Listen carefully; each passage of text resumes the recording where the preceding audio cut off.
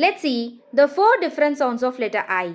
First sound is going to be a long sound which is nothing but the letter name as a sound. I makes I, like in the word iron, island, ice, icon, time, child, mild.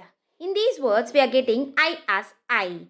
The second sound is going to be E, like in the word mission, police, unique, many, funny.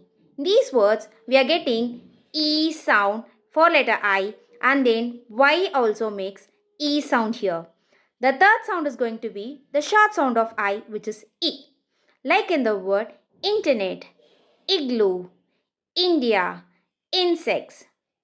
The last sound is going to be a schwa sound. It's nothing but the weaker sound and it always appears only in an unstressed syllable. For example, practice, pencil, decimal, office.